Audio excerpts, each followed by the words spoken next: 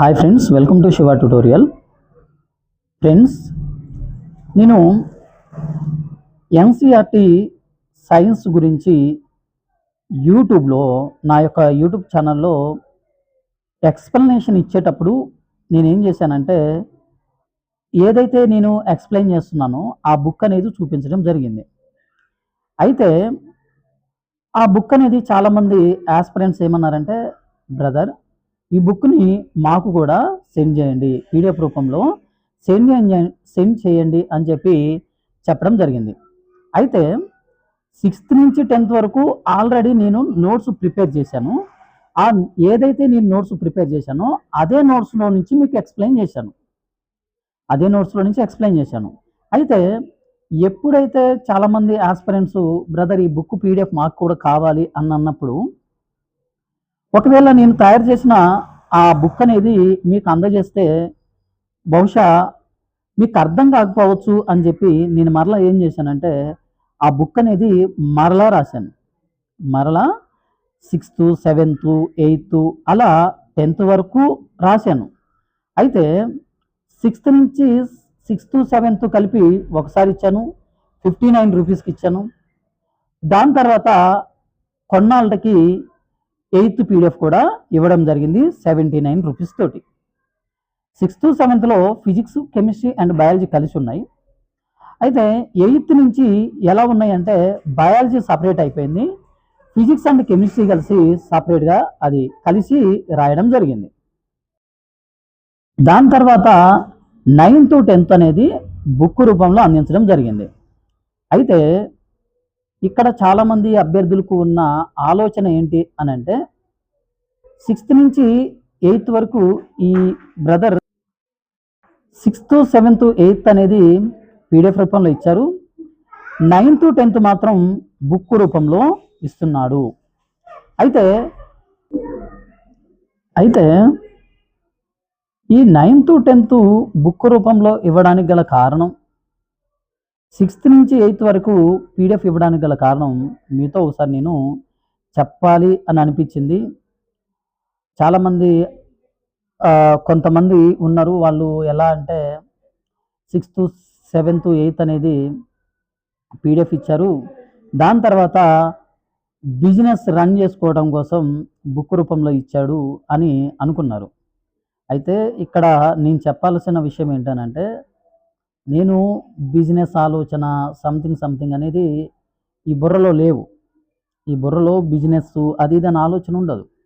మీకు best example ఏంటనంటే, నేను 8th క్లాస్ అనేది 99 రూపీస్ పెట్టినప్పుడు ఒక 2-3 నాకు కాల్ చేసి, సార్ 99 అంటే మాకు కొంచెం ఇబ్బంది అవుతుంది, ఇవ్వలేము, కొంచెం తగ్గించండి అని ఎంతమంది 2 లేదా 3 కాల్ చేసి అడిగినప్పుడు వెంటనే 79 అని పెట్టడం జరిగింది. వెంటనే ఎందుకు అని అంటే, ఒకవేళ నాకు బహుశా బిజినెస్ మీద ఈ చదువుని బిజినెస్ చేసుకోవాలి అనే ఆలోచన కనుక ఉంటే, ఆ రోజు ఎట్లయినా సరే మీరు చూసుకోండి, ఎలా అయినా సరే పర్చేస్ చేసుకోండి అని చెప్పేవాడినే కానీ 79 రూపీస్కి తగ్గించేవాడిని కాదు. అయితే 9th, 10thని ఇవ్వడానికి గల కారణం, 9th, 10thని బుక్ రూపంలో ఇవ్వడానికి గల కారణం నేను క్లియర్గా చెప్తాను. అది రైటా రాంగ్ అనేది మీరే డిసైడ్ చేయాలి, ఓకేనా.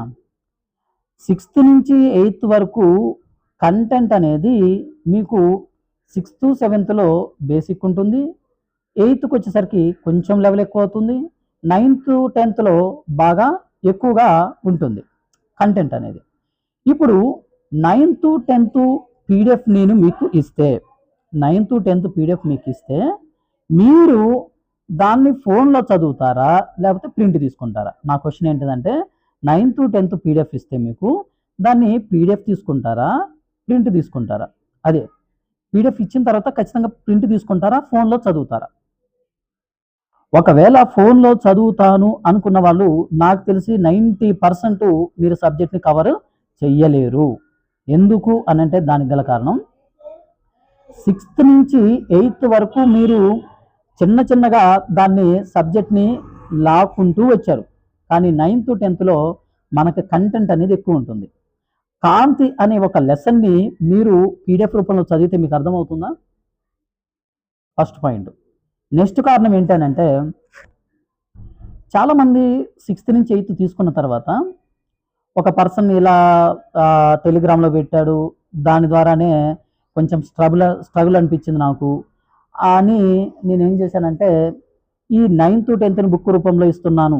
ఓకే, ఇదొక కారణమే, కానీ ఇదే కారణం మాత్రం కాదు, వేరే కారణం ఉంది. ఏంటి అని అంటే, కొంతమంది ఆస్పిరెంట్స్, కొంతమంది అభ్యర్థులు కాల్ చేసి, బ్రదర్ మాకు 9th 10th అనేది బుక్ రూపంలో ప్రొవైడ్ చేయండి.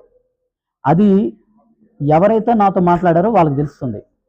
9th 10th అనేది బుక్ రూపంలోనే ఇవ్వండి. ఎందుకనంటే ఖచ్చితంగా ఈ 9th 10thని మేము పీడిఎఫ్ తీసుకొని దాన్ని బయట కనుక ప్రింట్ తీసుకోవాలంటే ఖచ్చితంగా కాస్ట్ అనేది ఎక్కువ అవుతుంది. బల్క్గా చేసినప్పుడే కాస్ట్ అనేది తక్కువ అవుతుంది. ఇప్పుడు 9th 10th ఎన్ని పేజెస్ ఉన్నాయి? 320 పేజెస్ ఉన్నాయి. అంటే 160 పేజెస్, 160 పేపర్స్ ఉన్నాయి. పేపర్కి వచ్చి ఖచ్చితంగా పల్లెటూరులో లేకపోతే ఈ ఎక్కువగా జిరాక్స్ షాపుల్లో ఎలా ఉంటుందంటే, 2 వైపులా కలిసి 2 రూపీస్ ఉంటుంది. ఓకే, అప్పుడు మీకు జిరాక్స్ కాస్ట్ అనేది పెరుగుతుందా పెరగదా? అసలు నేను ఇవ్వలేదు, ఫస్ట్ పీడిఎఫ్ ఇచ్చి తర్వాత బిజినెస్, అది కాదు. అలా ఆలోచించకండి మీరు. ఎందుకనంటే ఒక పర్సన్ ఏదో మెసేజ్ చేశాడు, కామెంట్ చేశాడని నేను చెప్పట్లేదు. బహుశా వాళ్ళు నా గురించి క్లియర్గా అర్థం చేసుకోలేదనుకుంటా, అందుకనే వాళ్ళు ఆ విధంగా పెట్టారనుకుంటాను. కానీ నేనేం తప్పుగా అనుకోను. అయితే ఈ విధంగా నేను పీడిఎఫ్ ఇస్తే మీరు ఖచ్చితంగా దాన్ని ఫోన్లో చదవలేరు. దానికి ఖచ్చితంగా మీరు ఏం చేయాలంటే, మీరు ప్రింట్ తీసుకోవాల్సిందే.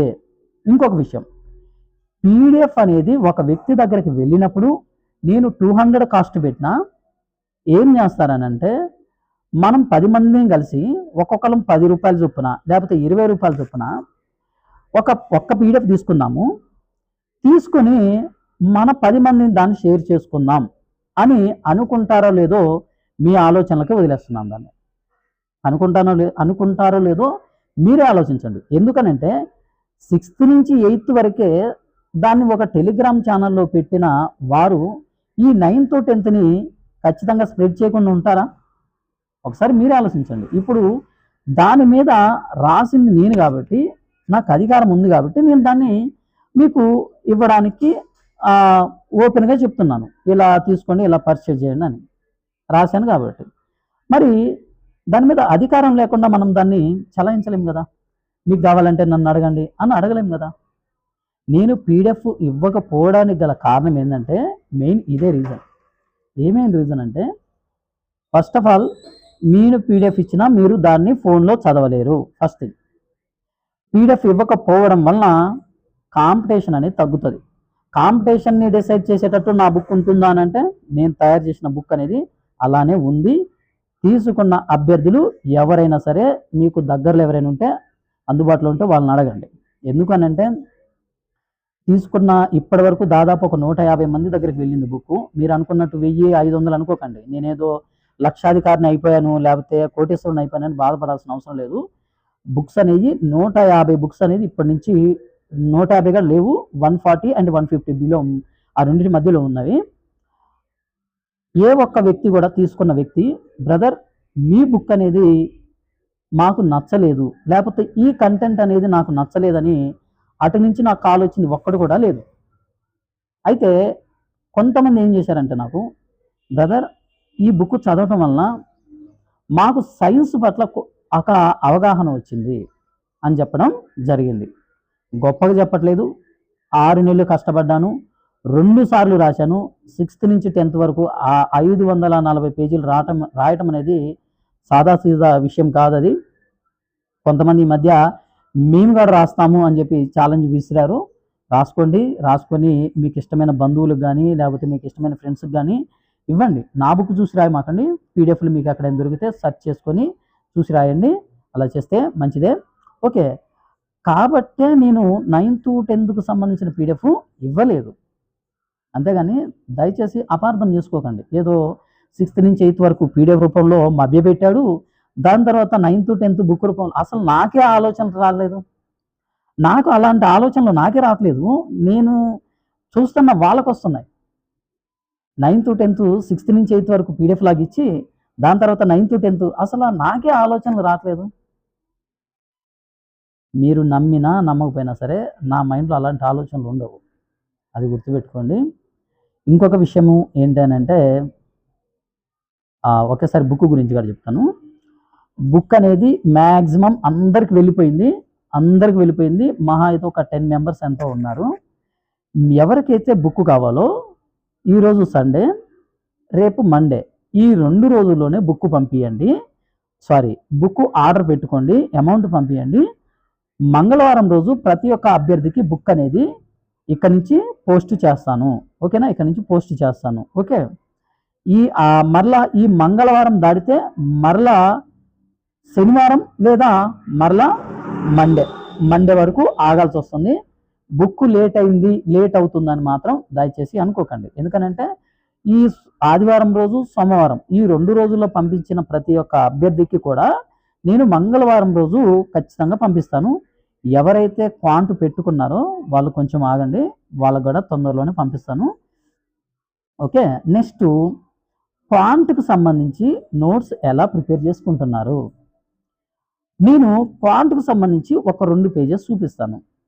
ఆ విధంగా ప్రిపేర్ చేసుకుంటే మీ సక్సెస్ అనేది కొంచెం స్ట్రాంగ్ అవుతుంది. మీరు సక్సెస్ అవుతాము అనేదానికి స్ట్రాంగ్ అవుతుంది. కాబట్టి ఆ బుక్ ఒకసారి చూపిస్తాను, ఎలా ప్రిపేర్ చేసుకోవాలి.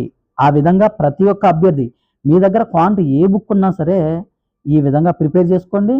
నెక్స్ట్ థింగ్ ఏంటంటే రీసెంట్గా జరిగిన రైల్వేలో జరిగిన ప్రతి ఎగ్జామ్కి సంబంధించిన లేటెస్ట్ ప్యాటర్న్ ఎలా ఉంది, నేను ఫస్ట్ నుంచి ఇదే చెప్తున్నాను.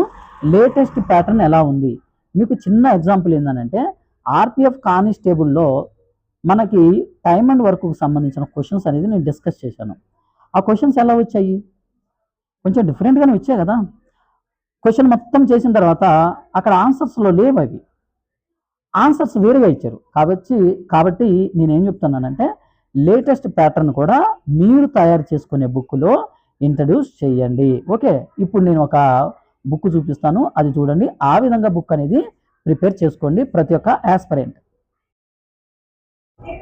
చూడండి, ఇది పర్సంటేజ్కి సంబంధించిన ఒక చాప్టర్కి సంబంధించిన క్వశ్చన్స్, దాని యొక్క ఇంట్రడక్షన్. అంటే పర్సంటేజ్ అంటే ఏంటిది, దానికి సంబంధించిన ఇంపార్టెంట్కి సంబంధించి ఇంపార్టెంట్ ఫార్ములాస్ అవ్వచ్చు, లేకపోతే ఇంపార్టెంట్ పాయింట్స్ అవ్వచ్చు. ఇక్కడ ఫ్రాక్షన్, పర్సంటేజెస్, డెసిమల్స్. 1 అంటే 1 ఫ్రాక్షన్ అంటే 1/1 కదా, దాన్ని 1 అంటాం కదా. 100%, 100%. 1/2 అంటే 50%, 50%. ఇక్కడ ఫ్రాక్షన్ అంటే ఎలా వస్తుంది, డెసిమల్ అంటే ఎలా వస్తుంది. ఇది మొత్తము మనం ప్రిపేర్ చేసుకునే నోట్స్లో మీరు రాసుకోవాలి. ఇలా ఎంతవరకు రాసుకోవాలి అని అంటే దాదాపు ఇక్కడ 1 నుంచి 19 వరకు రాశాను. అదేవిధంగా ఇక్కడ నుంచి 1 నుంచి 40 వరకు రాసుకున్నాను. ఇది టైప్ 1. ఈ టైప్ 1లో ఒక 3 క్వశ్చన్స్ లేకపోతే 2 క్వశ్చన్స్. ఓకేనా? టైప్ 1కి సంబంధించి మరలా ఏం చేయాలి మీరు, టైప్ 2లో 2 క్వశ్చన్స్ లేదా 3 క్వశ్చన్స్. ఓకే. టైప్ 3 ఒక 2 క్వశ్చన్స్. ఇలా ఏమవుతుంది అని అంటే ఈ విధంగా మీరు ప్రిపేర్ చేసుకున్నప్పుడు ఈ బుక్ ఉంది కదా, ఈ బుక్ని మీరు బ్రష్ చేసుకుంటానో, నడుచుకుంటానో, లేకపోతే ఏదైనా పని చేసుకుంటానో రోజు ఈ బుక్ని చూడటం వలన పర్సంటేజ్లో ఇన్ని మోడల్స్ ఉన్నాయి, పర్సంటేజెస్లో ఇన్ని ఫార్ములాస్ ఉన్నాయి అని మీరు రోజు చూడటం వలన ఈ క్వాంట్ లేకపోతే ఈ అర్థమెటిక్ని ప్రతిరోజు కూడా మీరు రివిజన్ చేసుకున్నట్లే. ప్రతి ఒక్క యాస్పిరెంటు ఓకే ఇలా చేసుకుంటే ఖచ్చితంగా క్వాంట్లో కూడా 25 మార్కులకి 25 రావడానికి ఛాన్స్ ఉంది. 20 మార్కుల దాకా పరిగెట్టిన నువ్వు 5 మార్కులు తెచ్చుకోలేదు అని అంటే అది నీ మిస్టేక్. 24 మార్కుల దాకా పరిగెట్టిన నువ్వు 1 మార్కు వరకు పరిగెత్తలేదు అని అంటే అది నీ యొక్క నిర్లక్ష్యము. 25 మార్కులకి 25 మార్కులు రావాలి అనేది మీ యొక్క గోల్ అవ్వాలి. నాకు 20 మార్కులు వస్తే చాలు, 20+ వస్తాయా? 20+ రాకుండా మరి 10+ అనుకోవచ్చు కదా. 10 మార్క్స్ వస్తే చాలు అని ఎందుకు అనుకోవట్లేదు? 10 మార్క్స్ వస్తే క్వాలిఫై అవ్వరు కదా అని 10 అనుకోకుండా 20 అనుకున్నారు. ఆ 20 అనుకునే బదులు 25 అనుకోవచ్చు కదా, మంచిదే కదా. ఏది కూడా మీకు అసాధ్యమైనది అంటూ ఏది లేదు. ఓకే, నెక్స్ట్ ఇంకొక విషయం ఏంటి అని అంటే, కొంతమంది వాళ్ళ ఫ్రెండ్సో లేకపోతే రిలేటివ్సో నాకు తెలియదు కానీ, కొంతమంది చదివే ఒక వ్యక్తిని ఎంత డిసప్పాయింట్ చేస్తున్నారు అని అంటే, చాలా డిసప్పాయింట్ చేస్తారు. ఒక్కొక్కళ్ళు వచ్చి ఒక వ్యక్తి దగ్గరకు వచ్చి, నీకు కోచింగ్ తీసుకోకుండా జాబ్ రాదు, నువ్వు ఫస్ట్ టైం అటెంప్ట్ చేస్తున్నావా, ఫస్ట్ టైం అటెంప్ట్ చేస్తే నీకు జాబ్ రాదు, ఒక 2-3 సంవత్సరాల ఎక్స్పీరియన్స్ ఉండాలి. ఇది మొత్తము మనకు మనం కల్పించుకున్నవి. ఎక్కడైనా రైల్వే నోటిఫికేషన్ ఇచ్చినప్పుడు ఎవరైనా సరే ఫస్ట్ టైం ప్రిపేర్ అవుతున్న అభ్యర్థులకు 2 సంవత్సరాల ఎక్స్పీరియన్స్ ఉంటేనే మీరు ఎగ్జామ్ క్వాలిఫై అవుతారని ఎక్కడైనా నోటిఫికేషన్లో మెన్షన్ చేశారా? చేయలేదు కదా. కోచింగ్ తీసుకుంటేనే మీరు ఎగ్జామ్లో క్వాలిఫై అవుతారు అని నోటిఫికేషన్లు ఎక్కడైనా మెన్షన్ చేశారా? అంటే ఇక్కడ నేను ఏం చెప్పాలనుకుంటున్నానంటే, ఒక పర్సన్ని డిసప్పాయింట్ చేయొద్దు. కొంతమంది ఇంటి వారి మీద భారం అవ్వకుండా, తల్లిదండ్రులకు భారం అవ్వకుండా ర్యాపిడో కొట్టుకుంటానో లేకపోతే ఏదైనా వర్క్ చేసుకుంటానో కష్టపడి చదివే వాళ్ళు ఉన్నారు. అలాంటి వాళ్ళని కష్టపడండి, ఖచ్చితంగా మీ జాబ్ వస్తుంది, నీకు వస్తుందిరా, లేకపోతే పెద్ద కష్టమేం కాదురా, మంచిగా ప్రిపేర్ అయితే అని చెప్పాల్సింది పోయి, నీకు జాబ్ రాదు, ఎప్పటి నుంచో ప్రిపేర్ అయ్యే వాళ్ళు ఉన్నారు, వాళ్ళకి జాబ్ వస్తుంది, నీకు జాబ్ రాదు ఎలా? ఇప్పుడు ఒక వ్యక్తి యొక్క సామర్థ్యము నేను డిసైడ్ చేయకూడదు. ఒక వ్యక్తి యొక్క సామర్థ్యాన్ని నేను డిసైడ్ చేయకూడదు.